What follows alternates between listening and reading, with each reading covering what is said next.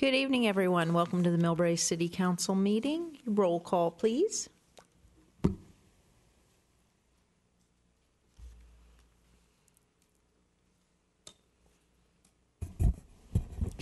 Four council members are present. Councilmember Oliva is excused. Thank you. If you would all please rise for the Pledge of Allegiance. I pledge allegiance to the flag of the United States of America and to the republic for which it stands, one nation, under God, indivisible, with liberty and justice for all. Thank you. No ceremonial presentations. Agenda overview. City Manager. Thank you. Good evening, Mayor, members of the City Council. Tom Williams, Interim City Manager. So on the agenda this evening, we have item number 3, which is approval of the meeting minutes, which there are none this evening. There are no oral reports or presentations. 7:20, public comments and communication. On the consent calendar, we have 3 items. And again, this is a continuation from the July 10th City Council meeting. So item number 5 on the consent calendar is to approve by motion a fee waiver of staff costs totaling $2,500 and the street closure of Broadway from Meadow Glen to La Cruz from August 31st, 2018 at 11 p.m. through September 2nd, 2018 at 11 p.m. for the Milpitas Art and Wine Festival. That would be the Millbrae. Muscle memory. Millbrae Art and Wine Festival, which is much better. Okay. Item number 6 is to conduct a second reading to adopt an ordinance amending Chapter 3.30, 5.100, 10.05 of the Millbrae Municipal Code and add to Chapter 7.30 of the Millbrae Municipal Code to allow and provide for the regulation of short-term residential rentals and adopt a resolution establishing a fee for the short-term residential rental permit. Item number 7 is to consider adoption of a resolution requesting the county to consolidate a bond election to be held on November 6, 2018 for the purpose of financing the restoration of the Millbrae Recreation Center and conduct a second reading to adopt an ordinance ordering the submission of a proposition for incurring bonded debt to the qualified voters of the City of Millbrae at the general municipal election to be held on November 6, 2018 for the purpose of financing the restoration of the Millbrae Recreation Center. The 3 action items this evening would be to adopt the resolution, waive the second reading, and adopt the ordinance. And with that, Mayor, that concludes the agenda overview this evening. Okay, and to be clear for the record, this City Council meeting is a continuation of the regular meeting agenda from July 30th, 2018. And we have council... July 10th, Mayor. July 10th. Yes. Oh, right. I read the wrong line. Thank you. Yes, legal counsel. The agenda has a report out from closed session. Nothing to report from the closed session of July 24th, 2018. That was a big report. I hope that wasn't too hard. Okay. One other thing I should mention. You will find in your place a revised resolution for the consolidation of the election. Bond counsel suggested that we should have the exact wording of the measure in section 4 of that resolution. So when you act on the matter, I would ask that you would act on the revised resolution. Are all council members clear with that? Okay. Thank you very much. All right. Now we have public comment, a time in the agenda where people can submit a slip and comment on items not on the agenda. Do we have any comment slips? I feel a candidate approaching.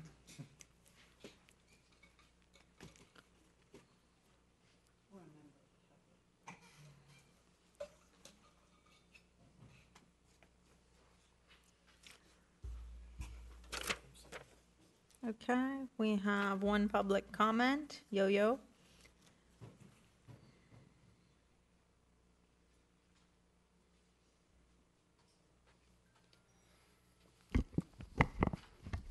Hello, good evening. My name is Yo-Yo, and from Hemlock Avenue here in Millbrae. I just wanted to address a recent thing that was an issue this week, and that was the Big Belly trash cans in downtown Millbrae. And I was the one who posted on Nextdoor regarding the city having spent $12,000. Well, actually, I said that the cans cost the city $12,000 each for a total cost for 4 cans of $48,000.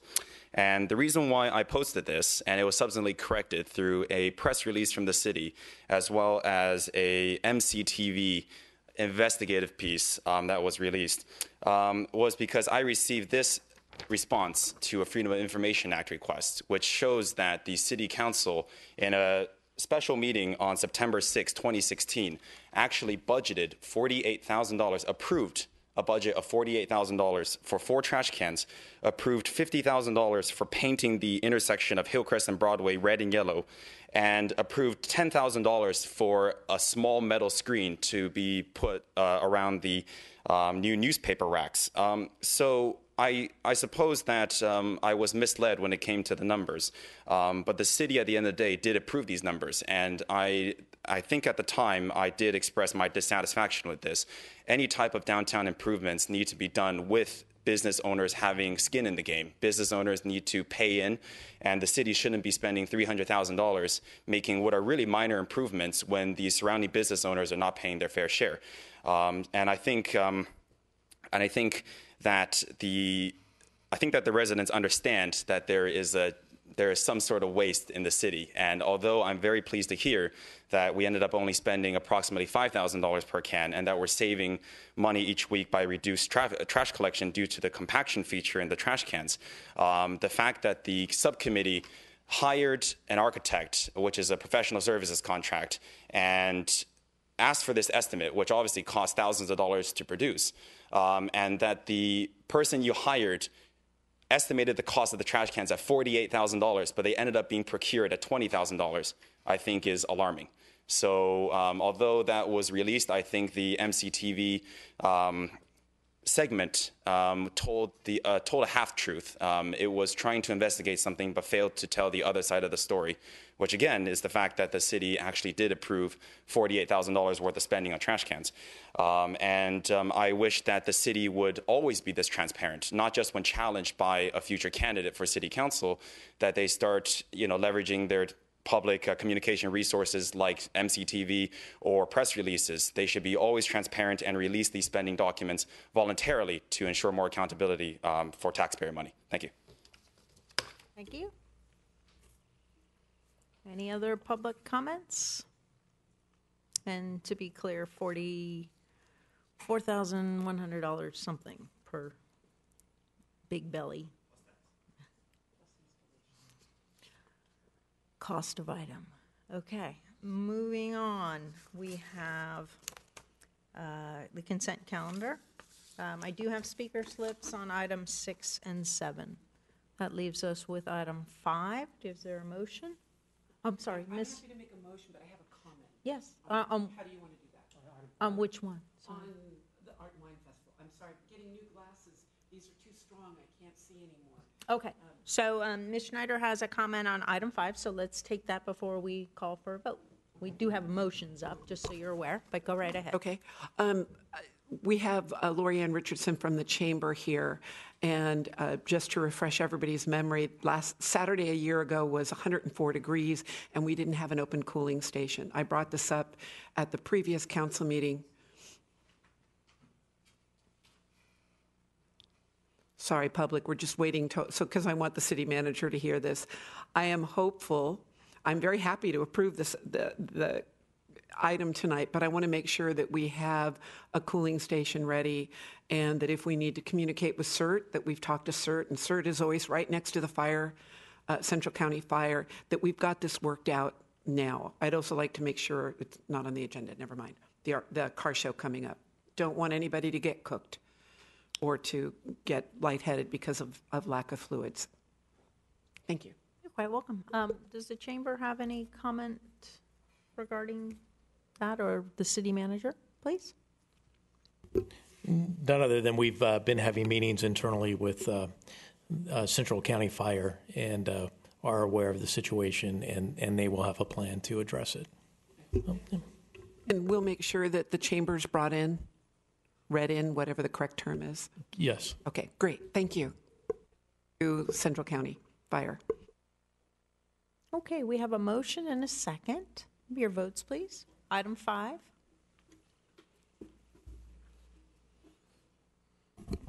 The council approved a fee waiver of staff costs totaling up to $2,500 and street closure of Broadway from Meadow Glen to La Cruz from August 31st, 2018 at 11 p.m. through September 2nd, 2018 at 11 p.m. for Millbrae Art and Wine Festival by the vote of 4-0 with Councilmember Oliva excused. Oops, sorry.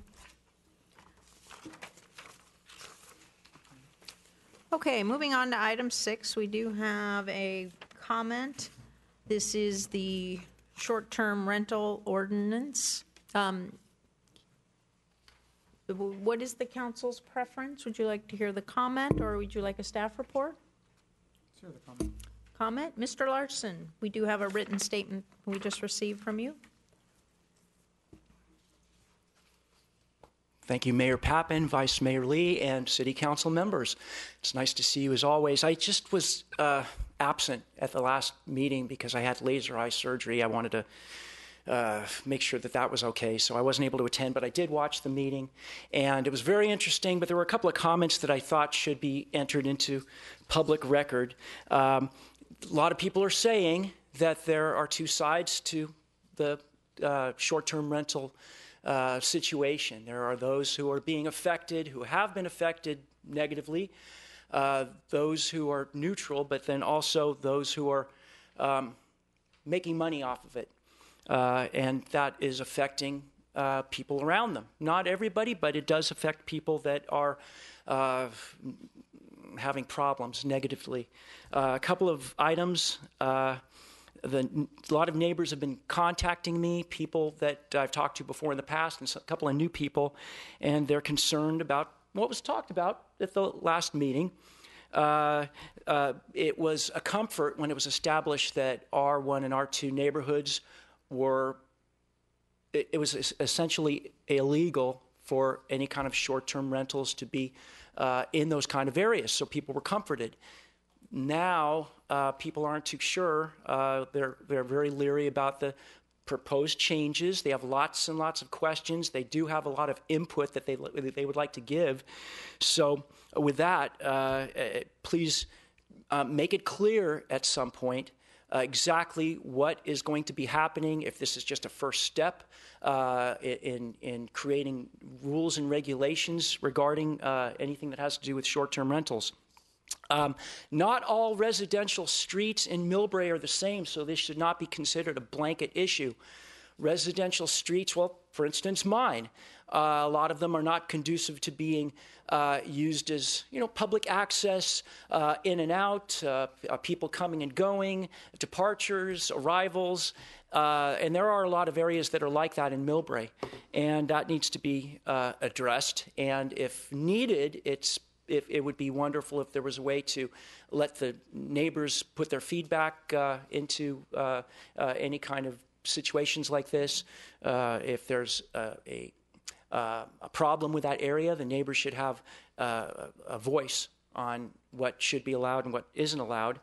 There was something on the topic of hosted and non-hosted short-term rentals. Now, past experience has taught me that a non-hosted short-term rental could be potentially dangerous, and I know that it could be a ticking time bomb.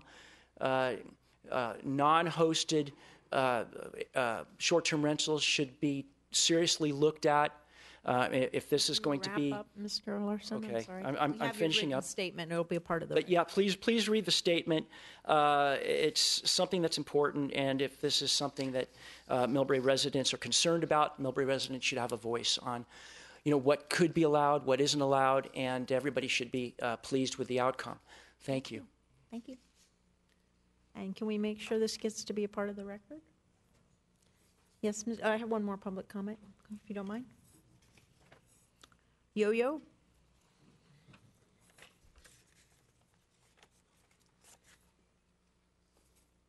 Okay, thank you, Madam Mayor. Just wanted to chime in because I feel like I've, had good experiences with Airbnbs. I wasn't able to make it to the last council meeting to express my opinion. When talking to neighbors, especially those in the Bayside Manor area, a lot of them express dissatisfaction that, for example, I talked to the Miranda family, and next door to them, they had a house that was actually being renovated in order to become an Airbnb. It was going to be a whole house, and their plan was to subdivide the house into many bedrooms. Even the kitchen area sometimes is turned into a bedroom, and they're going to jam as many travelers in there as possible. And I think the concern with that is that we suddenly have houses that could be going to families, people wanting to move into the area suddenly no longer on the market. I'm glad to see that the ordinance proposed makes a good differentiation between hosted and non-hosted units. So for the non-hosted units, we're requesting the $1,000 deposit, but from the hosted units, we're not. And the last Airbnb I stayed in was in Dublin, Ireland, and I can tell you it was a very positive experience. It was a hosted experience. I would run into the host. He lived just in the next room, and he was just trying to make some extra money. I think if you read into the ordinance, there are a lot of requirements. I think that we still need to subdivide down into whether they apply to hosted, non-hosted, or both. And I think currently they're a little bit still too blanket. We've taken a good first step to dividing them. But for example, posting certificates of your TOT number, things like that, filing tax returns for TOT tax, I think that might overburden just your average Joe who's trying to rent out their spare bedroom. Another thing is the fact that the director of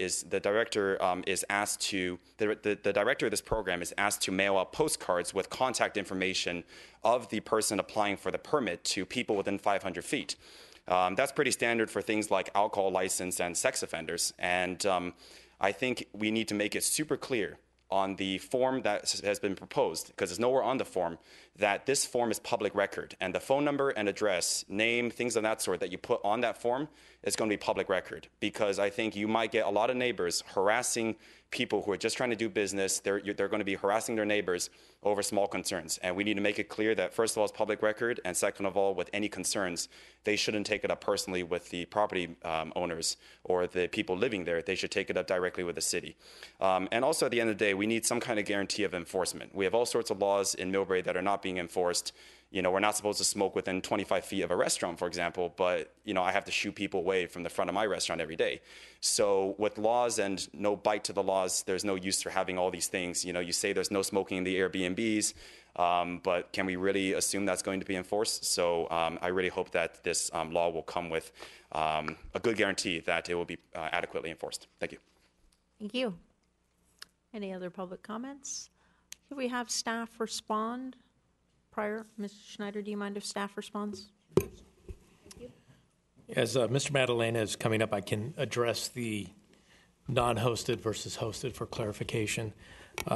So the non-hosted short-term residential rentals are capped at 100 nights a year. But every unit must now be permitted. And in order for a unit to be permitted, it must be owner-occupied. So we will only issue a permit to the owner of the residential property.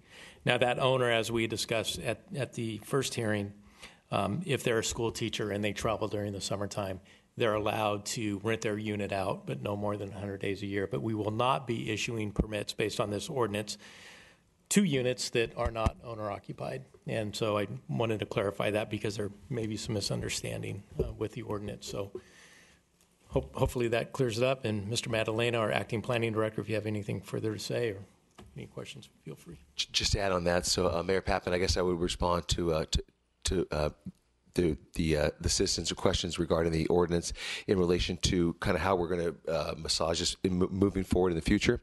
We do know, as we mentioned at the last few Planning Commission as well as City Council meetings, that it's a policy by which we have struggled with making this fit, and so therefore I do think that over time, as we implement the program and as we learn from it, we will be refining it.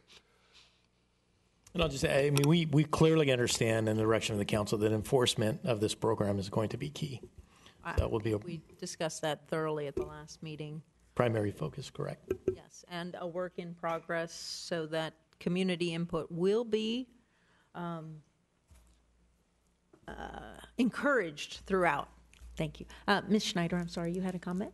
So the feedback that I've gotten from residents in the last week has mainly been, how are we going to roll out the rules and the regulations? How might they get to see the rules and the regulations before they're made official? Do we have a process that might be in place that would allow people to look at this and say, okay, well, this sounds great. Given the situation on my street, this would help. Or, this wouldn't help my situation. Is there a process that we can have? Is there a viewing time or a comment period time? Yeah, so that's a great question. After the decision tonight, we have 30 days before the ordinance takes effect. And within that 30 days, we will be having several community outreach meetings where we'll be inviting the public and having a information meeting with staff and the community at large, as well as information out on our website and postings out on social media. Excellent. So Nextdoor has about 2,600 homes or residents out of our population. I know the city has its newsletter mailing list, but how are we going to make sure that we're getting the people who don't sit and follow us very closely? Is there another way that we can do this? Is there putting it in the Daily Journal? Could I suggest? Sure. I've got a few more other questions, but sure. Okay. I would suggest, particularly for all the council's information, that we present exactly what the community outreach is going to be. If we have additional suggestions, I'm sure Millbrae TV would be willing to do an informational piece on that as well. And if we can, let's see, we have a Facebook, we have a press release, announcement on Nextdoor, and the notification from the people, the permittees, and also the merchants, the Airbnb types, should also be getting out the message. So if staff could actually summarize that and give it to the council members so that they can add anything they feel would be get the information out more so, that would be great. Great. We'll do. Please And then continue. The very first meeting when this came up, we had someone who mentioned a boarding house.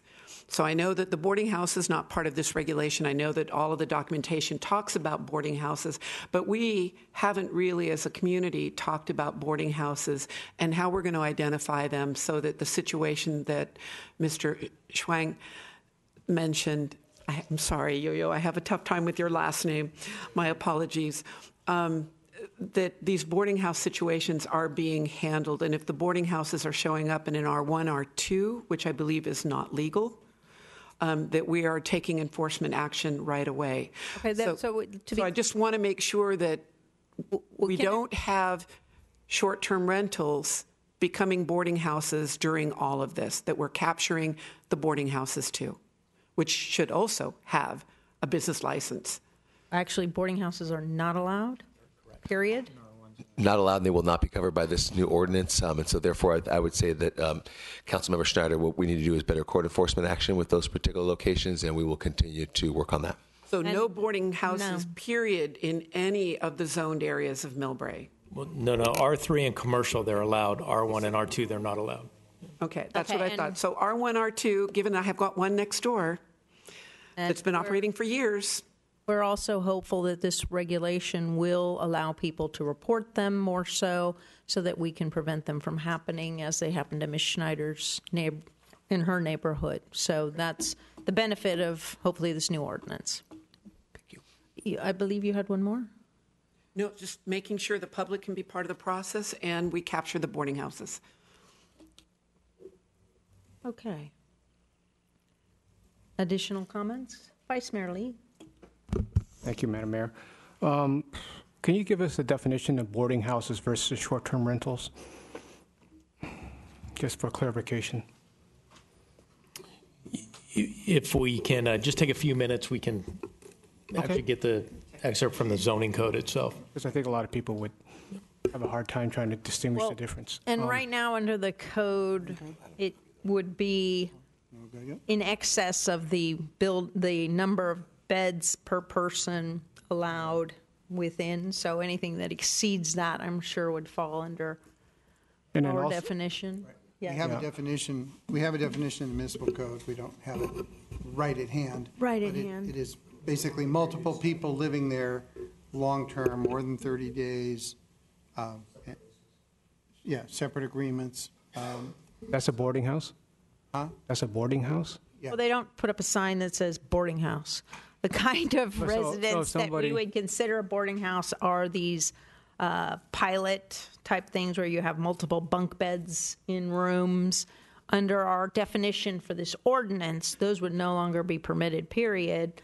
I think they would definitely fall under the definition of a boarding house, but even if they didn't, they would not be allowed under this ordinance, period. Under the ordinance we already have on the books. We have that and this one that we're about to do the I'm second. still not clear on the difference between a boarding house and a short-term rental. So let's get a definition so that everybody understands what the difference is. And also, what is the difference if somebody rents long-term for a year, a room? You know, I mean, what's the difference between that and a boarding house, et cetera? So we need to be able to distinguish the difference. And also, when Mr. Magdalena comes back, I'd like to also clarify what Mr. Zhu had to say about giving out private information and see how we address that. And just for the public's information, if you're doing any renovation, your neighbors are also notified with a mail and by a sign that somebody's doing renovations at their house. So they are notified other ways. So it's not just this thing. Well, you should. They're supposed to. You know, within 300 feet of a project, you're supposed to be notified. I can read you the boarding house definition.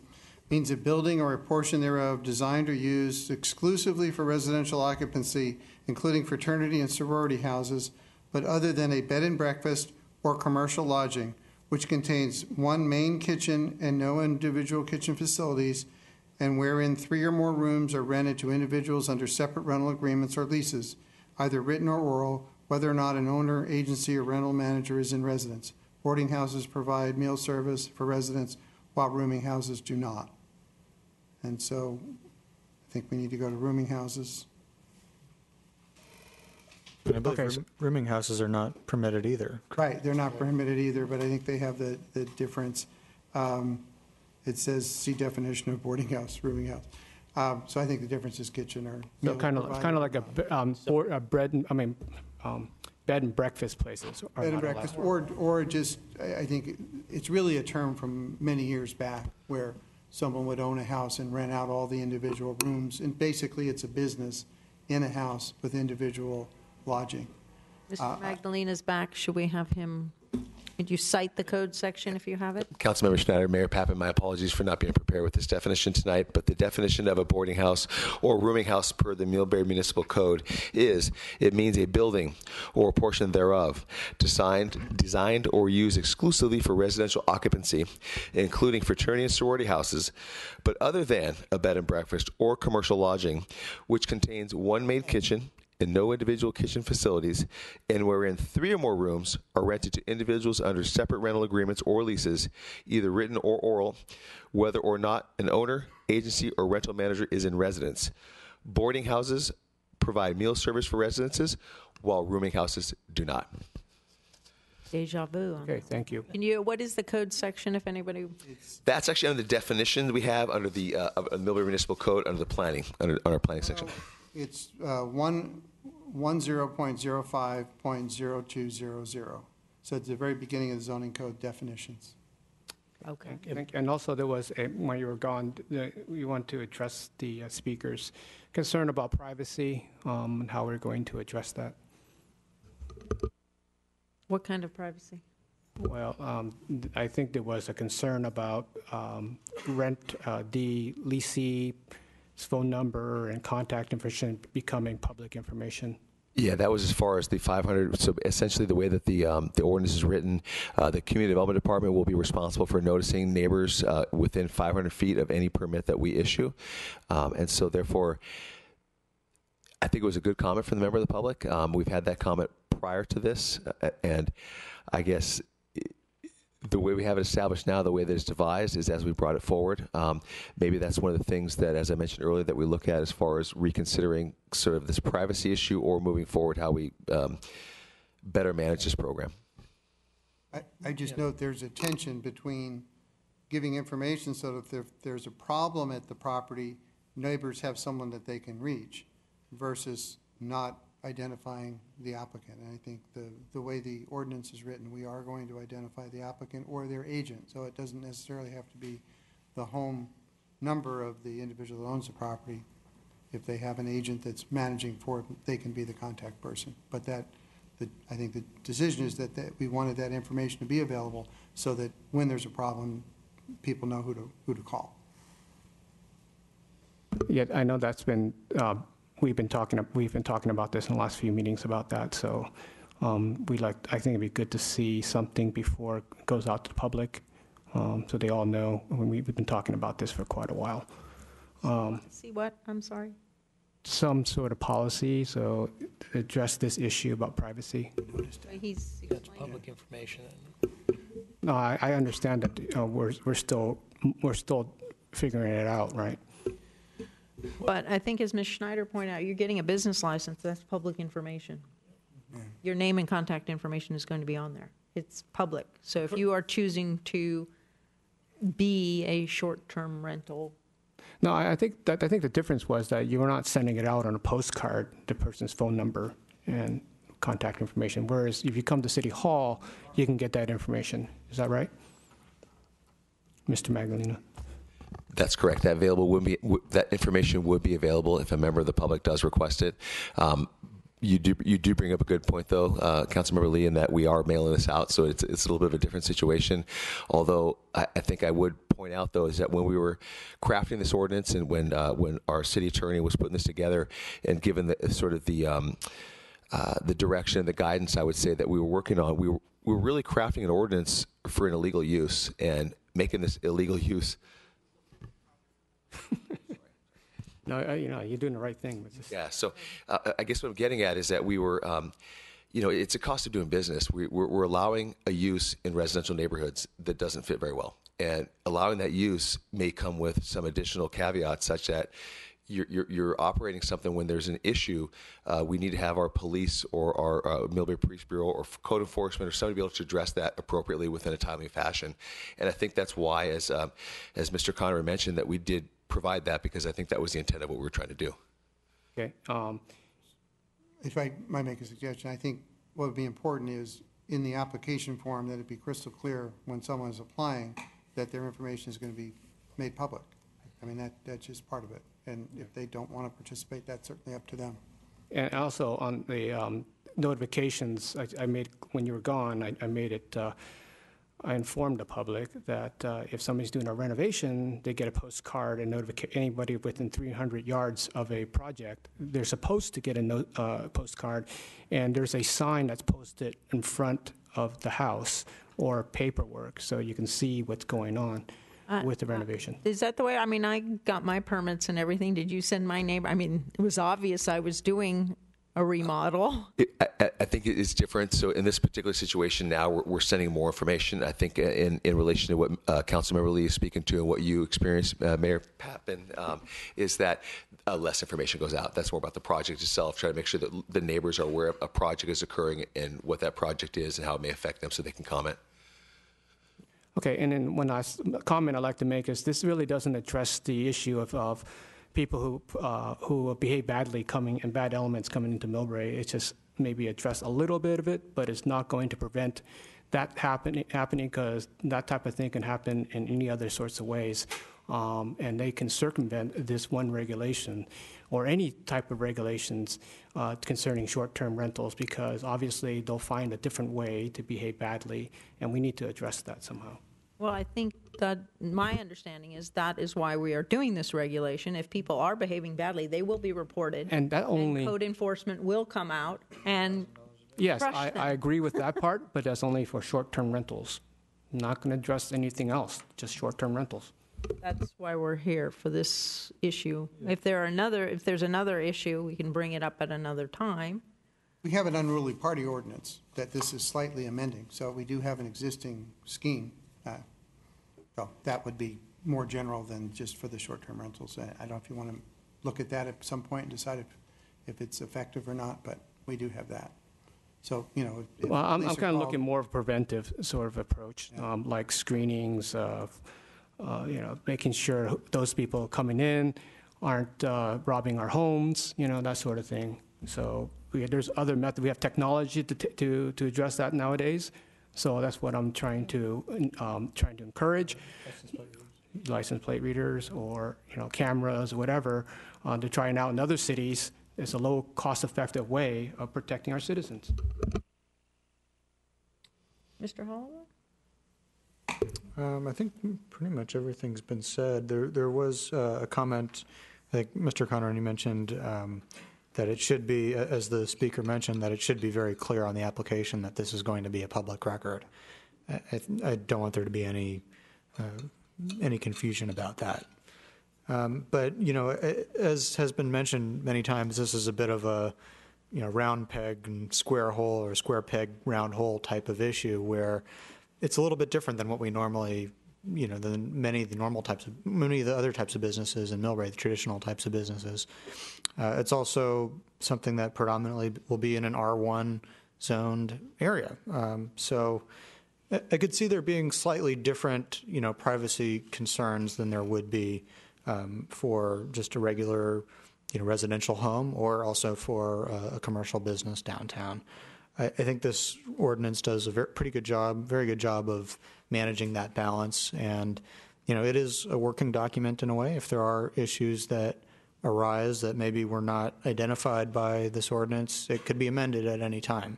But I think we do an excellent job of, setting the expectations for hosts and for tenants and having enforcement and penalties if those expectations are not met. So I'm in support of this ordinance. Ms. Schneider? I'm sorry, were you done? Yeah, I'm done. I, too, am in support of the ordinance.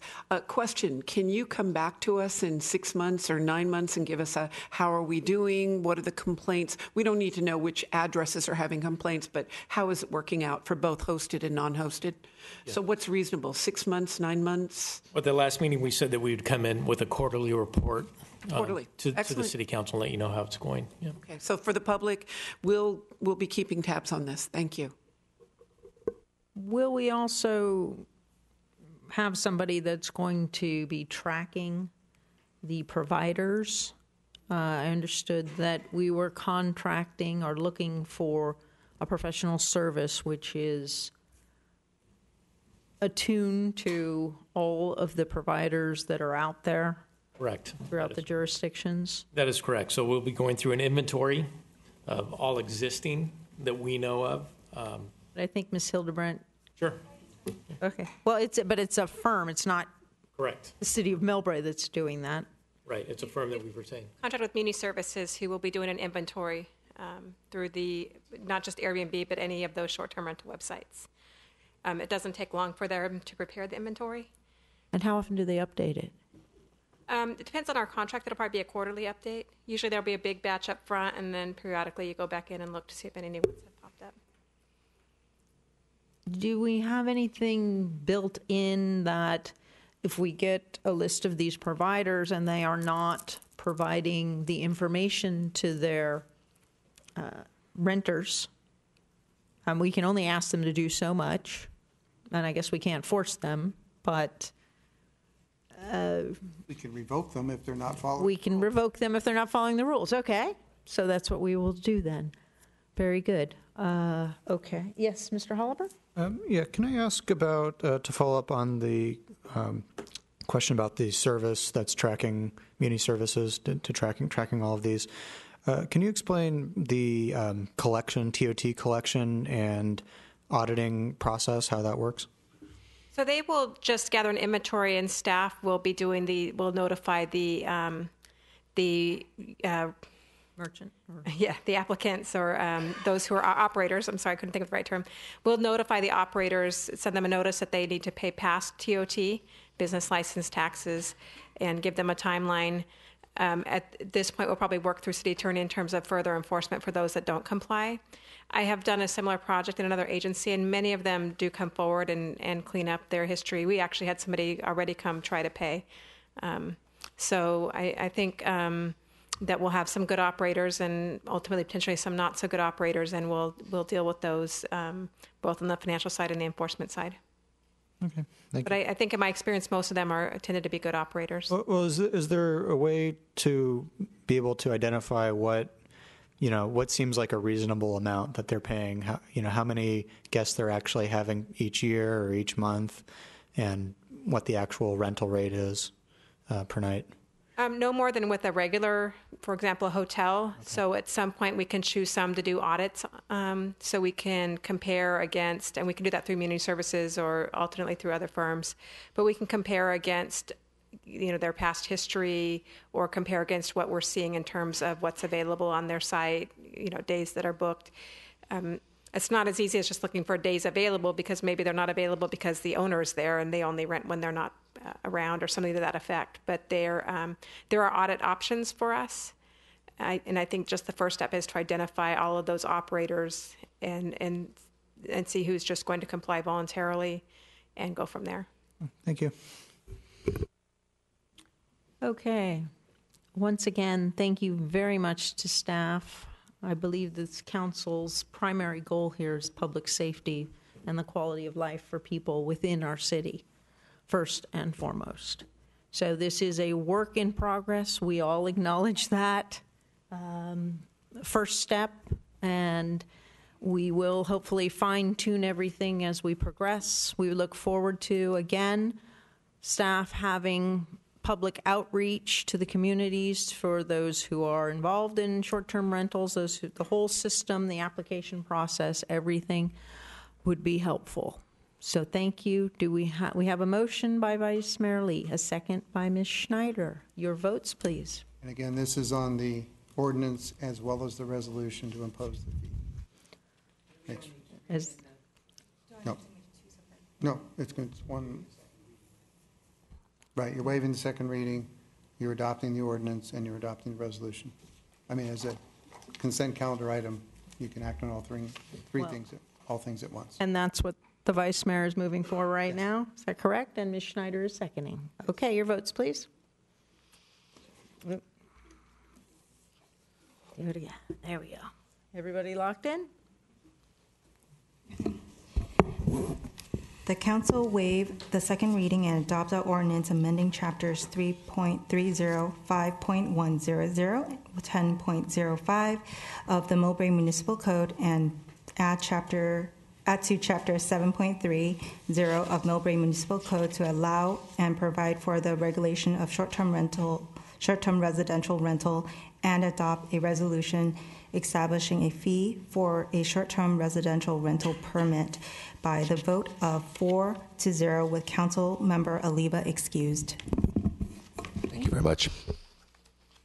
Remaining item 7, I have one speaker slip. Shall we take the speaker first, or how would council like to proceed? Speaker first. Yo-Yo.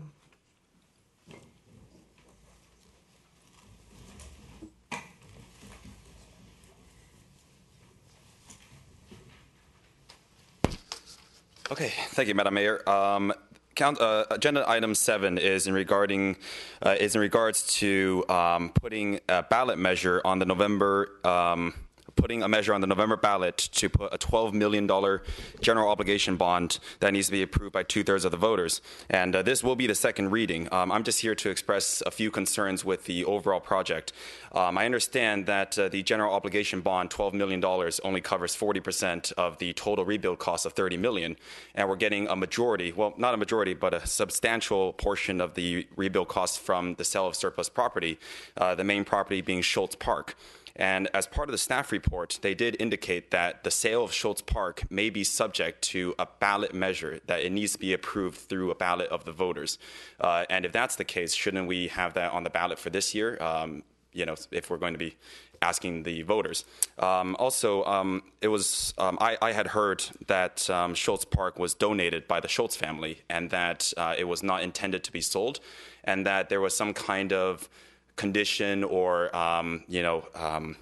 some kind of implication that were it to be sold by the city, that the city would not have a right to do that, and that it would go back to the Schultz estate or something along those lines. So I just want to make sure that before we submit to the voters a $12 million bond measure, that we don't accidentally, make the voters go through all that. We spend a lot of money campaigning, and then we realize that, we're still short a lot of money. And we have to remember that the measure is for 30 years. I think in the interest of transparency, it should be made clear on the ballot statement. Currently, there's no mention. It says that the assessment is $8.70 for per $100,000 of assessed value. It says that until the bond is satisfied. However, it does not mention 30 years. And many people may assume that it's like Measure N, where it only takes effect for 5 years. But in fact, we have to pay back about $24 million, which is $12 million over 30 years with compounding interest. Also, we have to make sure that the community center is what we want it to be. I think based on the things I've read, we've kind of scaled back our plans, even though this community has expressed a lot of support for more classrooms, a commercial kitchen, things of that sort. We haven't really implemented these things that will make the community center a more welcoming and also a more profitable place that will help us raise income. Also, we have to, I think we have to make sure that we understand the construction costs are only about $15 million, and the rest of it comes down to overhead, consultant fees, and outreach fees. Thank you. To clarify several items here. Schultz Park is being assessed by the title company right now. We don't have the full information. The property was gifted to the county before the city of Millbrae was even incorporated.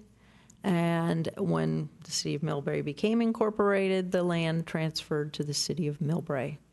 We are looking at all legal aspects as to this funding element presently. When we have that information, the council will be assessing it. It is too short term right now to get this measure, part of it, on the ballot. There are other properties for which we do not need to go to the ballot, so there will be additional funding available. We as a council, hopefully after tonight, will all be working towards additional funding aspects to make the restoration of the community center a reality, working closely with the community as we have throughout. This is contrary to what's going around Facebook, or not Facebook, but next door. The building was fully insured to the amount at the time it was built. If council would like to address that more so, you can't insure a building for more than it's actually worth at the time. So in 1974, I believe it was built. Correct. So the building was fully insured. It did have all of the coverages for code upgrades. Simple fact of the matter is the building that was there, it was not worth very much.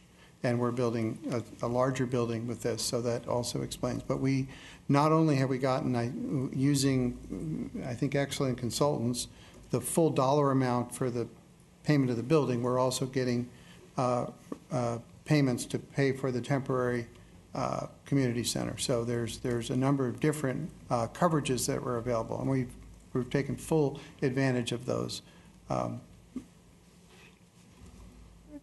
And this will be a modern recreation center, as the measure provides here, providing current earthquake, electrical, fire codes, providing emergency shelters, disabled access, restoring space for youth, senior, family fitness, arts, education programs, and more so, a bigger facility for a larger population than existed at the time of the prior building.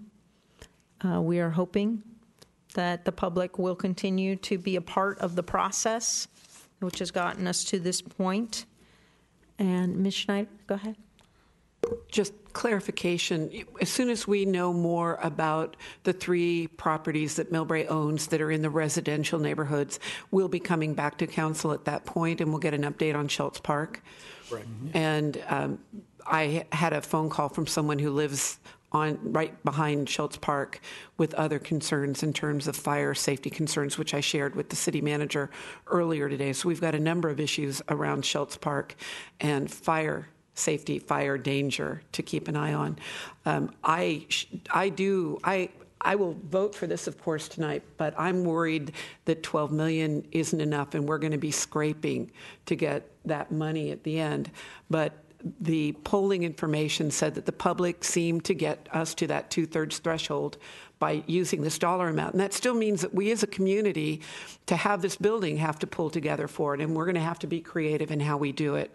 And it's not perfect. I think the comment of let's make sure that the measure says it's 30 years, that's clear. And I would imagine the language is still being worked on, is my understanding.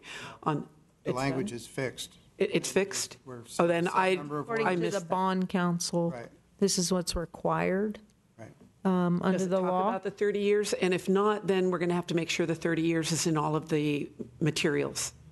We are going to have informational materials, I think the council's going to be giving out, and I think that's reasonable. Yeah, I mean, I think This is, I'm sorry, this was the language that was. okay. This is Yeah. in which case I really have no choice but the 12 million. But I am concerned about we're really going to squeak to get to the finish line. I think we all are in agreement. This is a time we have to come together and work very hard as a group and all of the residents of Millbrae to try to make this a reality. And we will do so to the best of our ability. I think, Mayor, if I may, just one additional comment regarding Schultz Park. If we do pursue that option, we do plan to actually create a neighborhood park with that property. So actually create a neighborhood park on the Schultz property and then pursue the sale of the excess property above and beyond what that in addition to the park itself. So it is a community benefit ultimately that would be developed out of the Schultz Park area, just for further clarification. And again, that will come back to the entire council. And there was also, I believe, the vice mayor acknowledged that hopefully the Schultz family would be recognized in that entire process. Yeah, I was going to recommend that because it's so close to the spur trail, we should name that portion of the spur trails after the Schultz family. It's right next to pretty close to that piece of property. And that piece of property right now is all fenced off, so it's really not accessible to the public at all. Ms. Schneider? I would only say, before we go that far, because the Millbrae Leos Club has been working with community enhancement about creating some pedestrian facilities, meaning benches, water fountains, things like that, on that piece of spur property. So before we go so far as to name something, when we've got other groups that are also working on that section between Hillcrest and Taylor, that we just hold off just a little bit. I don't think it's a bad idea. The Leos have been working on this for a year now.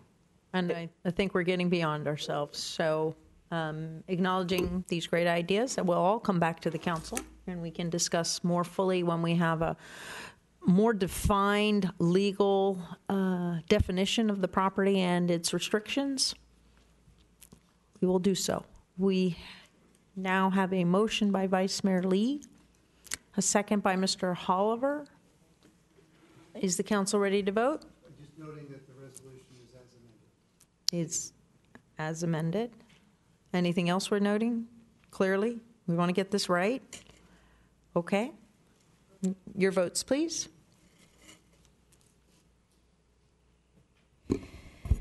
The council adopted a resolution as amended requesting the county and to consolidate a bonded election to be held on November 6, 2018 for the purpose of financing the restoration of Millbrae Recreation Center and conduct waive a second reading to adopt a ordinance ordering the submission of a proposition for incurring bonded debt to the qualified voters of City of Millbrae at the general municipal election to be held on November 6, 2018 for the purpose of financing the restoration of Millbrae Recreation Center by the vote of 4 5-0 with Councilmember Oliva excused. Okay. And legal counsel is going to be providing all of us as council members how we can proceed as a unit after this point without stepping on any Brown Act violations and so forth. Just to be clear, the city attorney is reviewing that advice, and we should have it to you shortly. But just very simply, the rules. The adoption of the ordinance setting the election is really a transition point. From this point on, city revenues, city employee time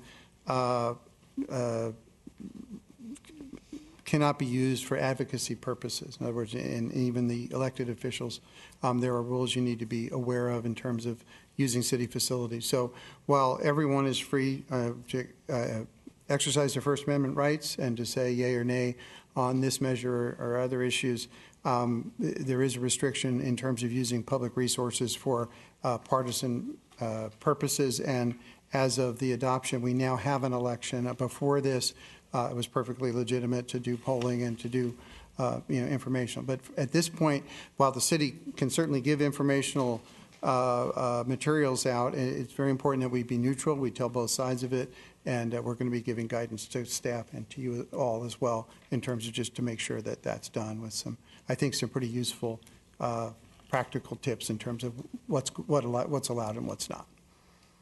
Okay. All right, that's the end of this evening's agenda. Council comments? Anyone like to go first? Ms. Schneider?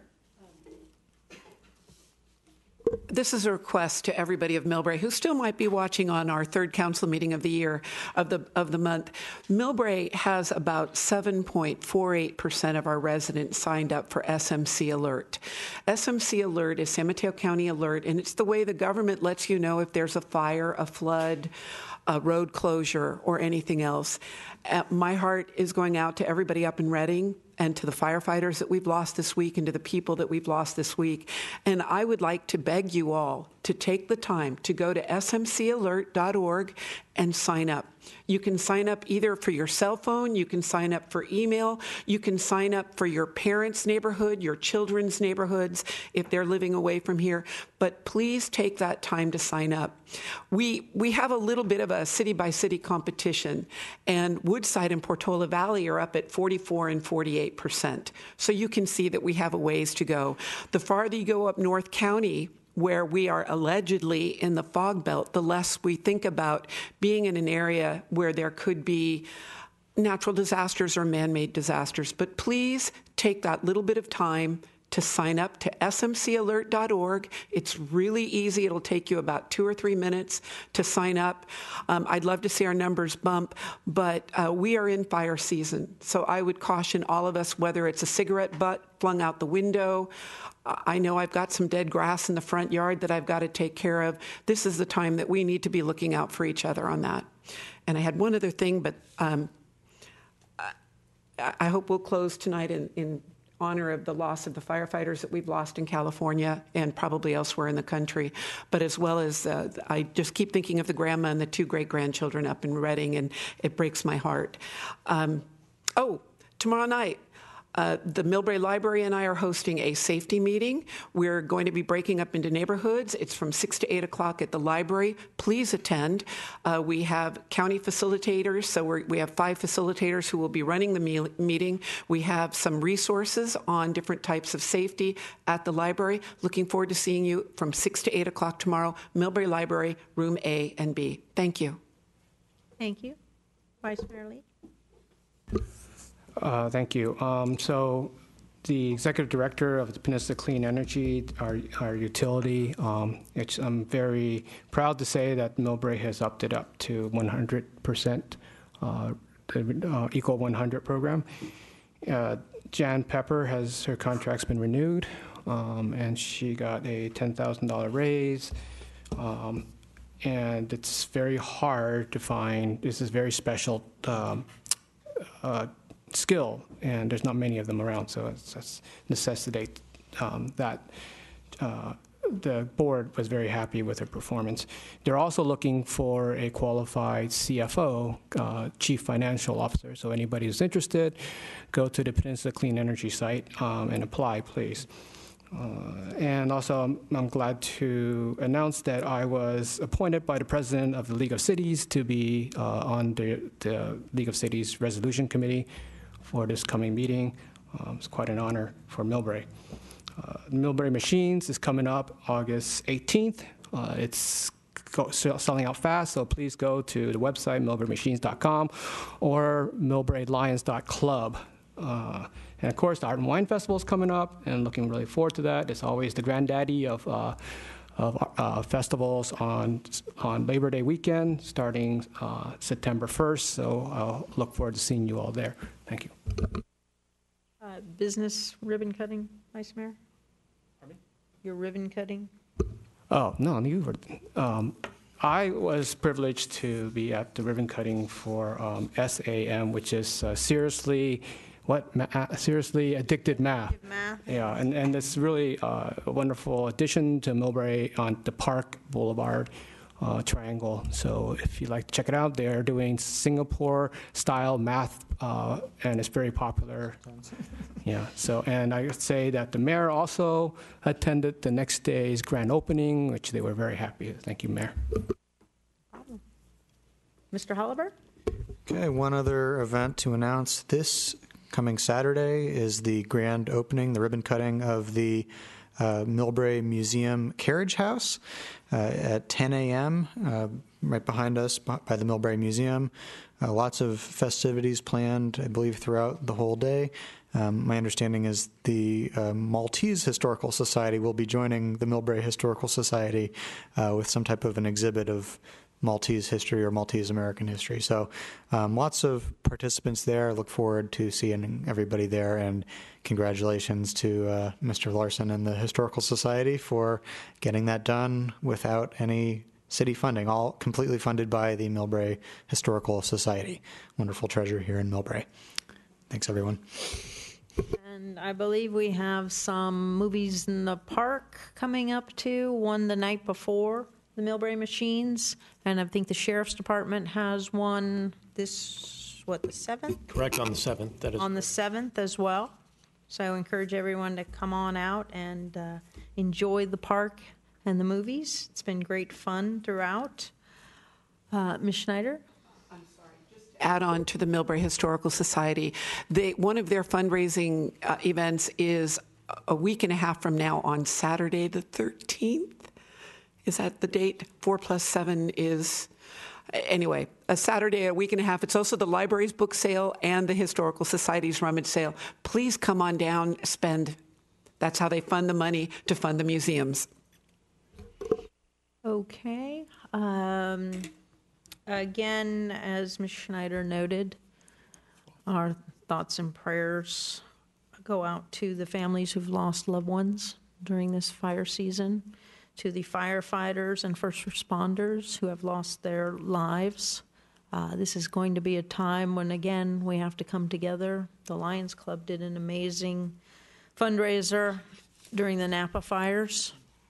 I think they raised something like $40,000, $45,000, so that was amazing as well. Millbrae can come together in amazing ways that we are all so proud of, and these are tragic times for a lot of residents within the state of California. We will also close in memory of the former mayor of Oakland and former Congressman Ron Dellums, who passed away. Our thoughts and prayers go out to his family as well.